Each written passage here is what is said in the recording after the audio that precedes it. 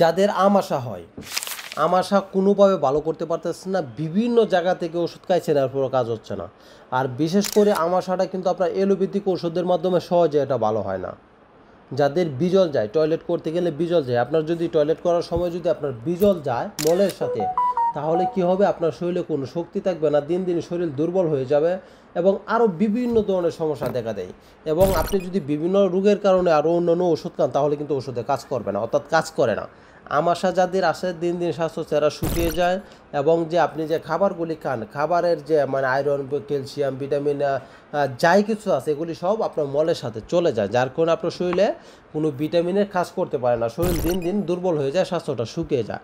তো এই যে আপনার টয়লেট করার সময় যে মলের সাথে বিজলটা যায়, এটা আপনি কিভাবে একদম স্থায়ীভাবে ভালো করবেন যাতে সারা জীবনের জন্য ইনশাল্লাহ ঠিক হয়ে যায়, এটাকে ভালো করতে হলে আপনাকে কী করতে হবে, 100 টাক বাতাবি লেবুর রস নেবেন। আপনি যদি বাতাবি লেবু না চিনেন, তাহলে আপনার গুগলে এসে বাতাবি লেবু লিখে চার্জ দেবেন, তাহলে বাতাবি লেবুর ছবি পেয়ে যাবেন ইনশাআল্লাহ।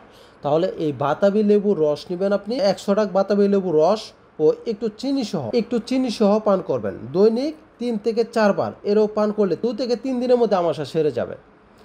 100 টাক বাতাবি লেবুর রসের মধ্যে আপনি 1 চামচ চিনি দিবেন, দিয়ে লাড়া দিয়ে দৈনিক 3 বার খাবেন।